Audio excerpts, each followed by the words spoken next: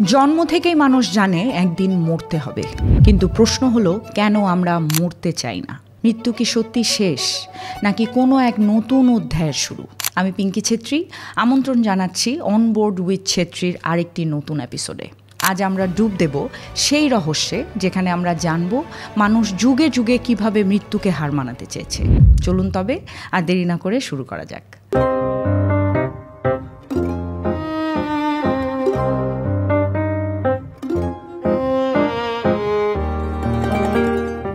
মানব সভ্যতার শুরু থেকেই মানুষ মৃত্যুকে ভয় করেছে, আর সেই ভয় থেকেই জন্ম নিয়েছে এক অদম্য আকাঙ্ক্ষা, অমর হওয়ার স্বপ্ন। হাজার বছর আগে থেকেই মানুষ বিশ্বাস করত মৃত্যুর পরেও জীবন আছে, কোনো না কোনোভাবে আত্মা বেঁচে থাকে। কিন্তু কেউ কেউ সেই বিশ্বাসকে কল্পনা পর্যন্তই সীমাবদ্ধ রাখেনি, বাস্তবেও রূপ দিতে চেয়েছিল। প্রাচীন মিশরীয়দের বিশ্বাসে মানুষ কখনো পুরোপুরি মারা যায় না, মৃত্যুর পরেও তার আত্মা দুটি ভাগে বিদ্যমান থাকে, কা এবং বা। কা ছিল জীবন শক্তি বা প্রাণ শক্তি, যা মানুষকে জীবিত রাখে।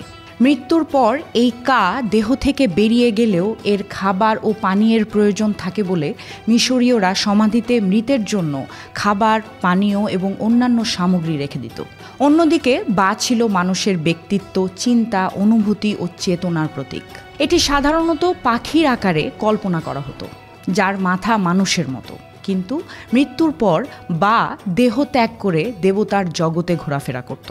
তবে রাতে এটি আবার দেহে ফিরে আসতো, যেন আত্মার ভারসাম্য বজায় থাকে।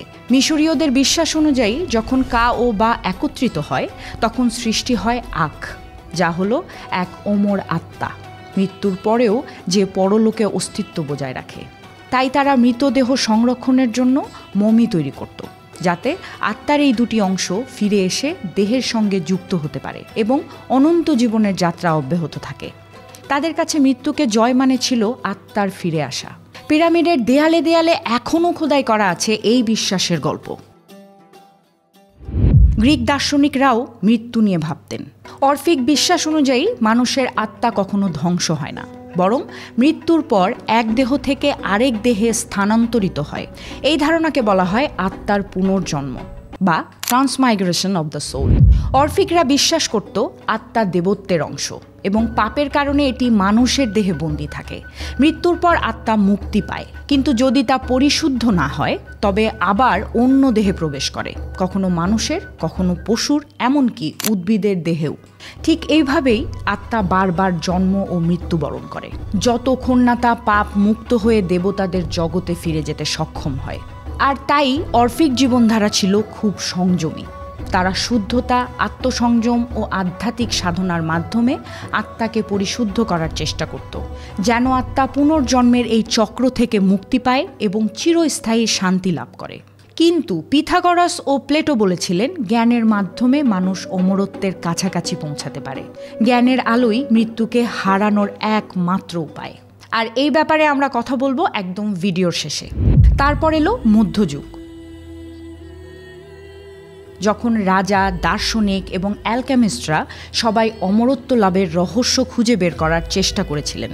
তারা বিশ্বাস করতেন পৃথিবীতে এমন এক বিশেষ তরল বা পদার্থ আছে যাকে বলা হয় এলিক্সার অফ লাইফ বা অমৃত, যা পান করলে মানুষ কখনো বুড়ো হবে না, কখনো মরবে না। এই বিশ্বাস থেকেই শত শত বছর ধরে অসংখ্য মানুষ তাদের জীবন উৎসর্গ করেছে। অনেকেই ল্যাবরেটরিতে বিপজ্জনক রাসায়নিক নিয়ে পরীক্ষা করতে গিয়ে দুর্ঘটনায় মারা গেছে, কেউ বিষক্রিয়ায়, কেউ বিস্ফোরণে, কেউ আবার দারিদ্র্য ও হতাশায়। তবুও তারা থামেনি, কারণ সবাই বিশ্বাস করত যদি একদিন অমৃত পাওয়া যায় তবে মানুষ মৃত্যুকে জয় করবে এবং চিরজীবন বেঁচে থাকবে। তারপর হলো আধুনিক যুগের সূচনা। 1780 সালের দিকে ইতালির চিকিৎসক ও পদার্থবিজ্ঞানী লুইজি গ্যালভানি একটি অবিশ্বাস্য পরীক্ষা চালান। তিনি মৃত ব্যাঙের পেশি ও স্নায়ু নিয়ে কাজ করছিলেন এবং লক্ষ্য করেন যে ব্যাঙের পায়ের স্নায়ু বা মাংসের বৈদ্যুতিক স্পার্ক বা ধাতুর সংযোগ দিলেই পেশি নড়ে উঠছে। এই পরীক্ষার মাধ্যমে তিনি প্রথমবারের মতো দেখালেন কোষ এবং পেশি বৈদ্যুতিক সংকেতের মাধ্যমে কাজ করে। যাকে তিনি অ্যানিমাল ইলেকট্রিসিটি বা জীবন্ত বৈদ্যুতিক শক্তি বলে নামকরণ করেছিলেন। যদিও ব্যাঙটি মৃত ছিল, পেশির নড়াচড়া বিজ্ঞানীদের মধ্যে বিস্ময় সৃষ্টি করেছিল এবং এটি আধুনিক নিউরোসায়েন্স ও বৈদ্যুতিক শরীরবিদ্যার ভিত্তি স্থাপন করে। পরবর্তীতে আলেজান্দ্রো ভোল্টা দেখান যে মূল কারণ ছিল ধাতুর সংযোগের কারণে সৃষ্ট বৈদ্যুতিক সার্কিট। গ্যালভানির এই আবিষ্কার মৃত্যুর প্রক্রিয়া ও জীবনের বৈদ্যুতিক রূপকে বোঝার ক্ষেত্রে যুগান্তকারী ভূমিকা রাখে। এই পরীক্ষায় পরবর্তীতে জন্ম দেয় ফ্র্যাঙ্কেনস্টাইন নামের এক কল্পবিজ্ঞান গল্পের। সেখানে ভিক্টর ফ্র্যাঙ্কেনস্টাইন নামের এক উন্মাদ জিনিয়াস গবেষক বিভিন্ন মানুষের অঙ্গ প্রত্যঙ্গ একসাথে করে বিদ্যুতের মাধ্যমে মৃতকে জীবিত করেছিল। পরে ভিক্টর ফ্র্যাঙ্কেনস্টাইন তার নিজের সৃষ্টির দ্বারা সৃষ্ট ট্র্যাজেডি ও দুঃখ কষ্টের মাধ্যমে জীবনযাপন করেন। যাই হোক, এই সময় থেকেই বিজ্ঞানীরা বুঝতে শুরু করলেন মৃত্যু মানে হয়তো শেষ নয়, বরং একটি প্রক্রিয়ার শেষ ধাপ। হয়তো এরপরে আবার কিছু শুরু হতে পারে। মানুষের হৃৎপিণ্ড থেমে যাওয়ার পরও কিছুক্ষণের জন্য কোষগুলো জীবিত থাকে। এই সময়টাকে বলা হয় ট্রানজিশন টাইম।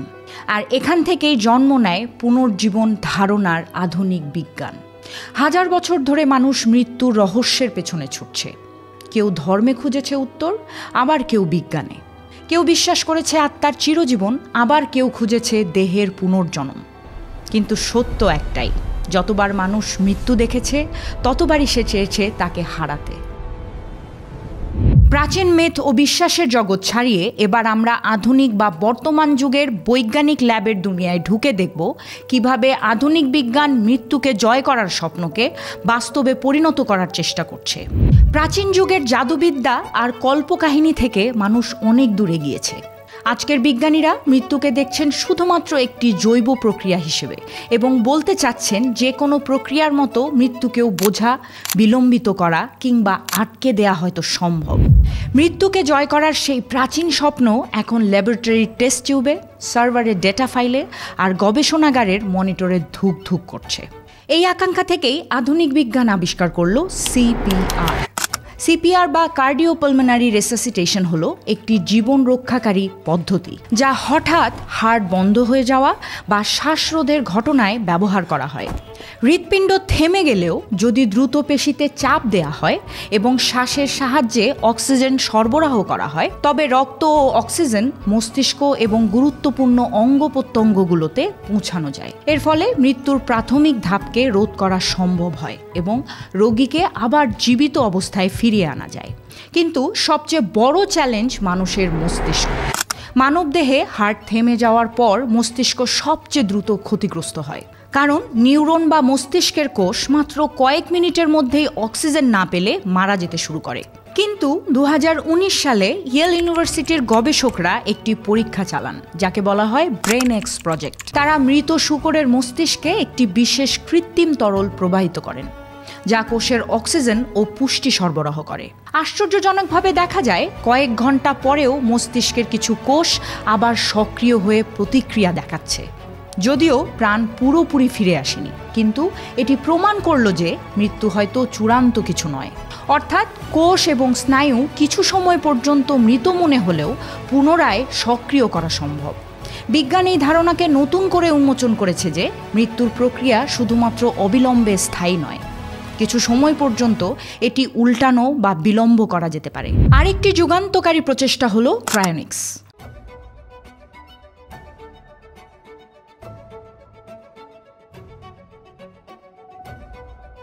মৃত্যু পরবর্তী দেহ সংরক্ষণ প্রযুক্তি। যুক্তরাষ্ট্রে অ্যালকার লাইফ এক্সটেনশন ফাউন্ডেশন নামের সংস্থা ইতিমধ্যেই শতাধিক মৃতদেহ ও মস্তিষ্ক তরল নাইট্রোজেনে হিমায়িত করে রেখেছে। তাদের বিশ্বাস, ভবিষ্যতের কোনো একদিন প্রযুক্তি এতটাই উন্নত হবে যে এই জমাট বাঁধা শরীরগুলোকে গলিয়ে আবার জীবিত করা সম্ভব হবে। অদ্ভুত শোনালেও কিছু মানুষ নিজের মৃত্যুর পরেও ভবিষ্যতে ফিরে আসার আশায় আজীবনের সঞ্চয় দিয়ে এই প্রক্রিয়া গ্রহণ করেছেন। এই গবেষণার পাশাপাশি চলছে আর্টিফিশিয়াল ইন্টেলিজেন্স ও মাইন্ড আপলোডিং প্রযুক্তি। ধারণা হলো, যদি মানুষের স্মৃতি, চিন্তা, অনুভূতি সব ডেটা হিসেব সংরক্ষণ করা যায়, তাহলে কি সেই ডেটা থেকেই মানুষকে আবার তৈরি করা সম্ভব? কিছু বিজ্ঞানী ও টেক উদ্যোক্তা বিশ্বাস করেন ভবিষ্যতে আমাদের চেতনা ডিজিটাল রূপে টিকে থাকবে, হয়তো কোনো ভার্চুয়াল পৃথিবীতে, যেখানে মৃত্যু কেবল অফলাইন হয়ে যাওয়ার নাম। বন্ধুরা, এত কিছুর পরেও একটা প্রশ্ন থেকেই যায়, এই প্রযুক্তি কি সত্যি জীবন ফিরিয়ে দিতে পারে, নাকি এটি কেবল দেহের বা তথ্যের পুনর্গঠন মাত্র? যদি কারো স্মৃতি ও চিন্তা অনুলিপি হয়, তাহলে আসল মানুষটা কি ফিরে এলো, নাকি কেবল এক নিখুঁত প্রতিলিপি তৈরি হলো? হার্ট আবার চলতে পারে, কোষ আবার সক্রিয় হতে পারে, কিন্তু মন কি সত্যি ফিরে আসে? প্রতিটি মৃত্যুর পেছনে একটি গল্প থাকে, একজন মানুষ, একটি পরিবার আর অসংখ্য স্মৃতি। আর সেই শূন্যতার সামনে দাঁড়িয়ে মানুষ বারবার একটি প্রশ্ন করেছে, যদি একবার আর একবার ফিরে পাওয়া যেত? এই প্রশ্ন থেকেই শুরু হয় সবচেয়ে জটিল অধ্যায়, এথিক্স বা নৈতিকতা। বিজ্ঞান যত এগোচ্ছে, মৃত্যুর সীমারেখা তত ঝাপসা হচ্ছে। কেউ যদি মৃত মানুষকে আবার জীবিত করতে পারে, সেটি কি আশীর্বাদ নাকি বিপদ? বিজ্ঞানীরা এখন জানেন প্রযুক্তি দিয়ে অনেক কিছু করা যায়, কিন্তু প্রশ্ন হলো সব কিছু করা কি উচিত? ধরা যাক ভবিষ্যতে ক্রায়োনিক্স সত্যি সফল হলো, কেউ মৃত্যুর 100 বছর পর জেগে উঠল। সে মানুষটা যে পৃথিবীতে ফিরে এলো, সেখানে তার আপনজন নেই, সমাজ বদলে গেছে, ভাষা সংস্কৃতি সব অপরিচিত। তখন কি সেই জীবন অর্থপূর্ণ থাকবে, নাকি সেটি হবে চিরকালীন একাকিত্বের শাস্তি? আমাদের বুঝতে হবে, জীবিত হওয়া আর জীবিত থাকা এক জিনিস নয়। আমরা কি এমন কিছু তৈরি করছি যা প্রকৃতির নিয়ম ভেঙে দিচ্ছে, নাকি আমরা প্রকৃতিরই অংশ হয়ে নতুন এক অধ্যায় লিখছি? সেই ভিক্টর ফ্র্যাঙ্কেনস্টাইনের যুগ থেকে আজ পর্যন্ত কেউ কেউ বলেন মৃত্যু হলো জীবনের স্বাভাবিক সমাপ্তি, একে বাধা দেয়া প্রকৃতির প্রতি অন্যায়। আবার কেউ বলেন যদি আমরা শরীরের রোগবালাই সারাতে পারি, ফিট থেকে নিজের আয়ু বাড়াতে পারি, তবে মৃত্যু প্রতিরোধও একটি অগ্রগতি, মানব জাতির উন্নতি। এই নিয়ে বিতর্কের শেষ নেই। মৃত্যুকে জয় করার চেষ্টা শুধু বিজ্ঞান বা কল্পনা নয়, এটি মানুষের এক গভীর প্রবৃত্তি। আমরা সবাই চাই টিকে থাকতে, ভালোবাসতে, প্রিয়জনের হাসি দেখতে, আর সেই ভালোবাসাই আমাদের বারবার মৃত্যুর মুখোমুখি দাঁড় করায়, প্রশ্ন তোলে, শেষটা কি সত্যি শেষ? প্রতিটি জীবন যত ছোটই হোক না কেন, এক একটি গল্প, আর প্রতিটি মৃত্যু সেই গল্পের পুনর্বিরাম। কিন্তু মানুষ পুনর্বিরাম মানতে শেখেনি। আমরা চেয়েছি সেই বাক্যটাকে নতুন করে লেখার, নতুন অধ্যায় শুরু করার।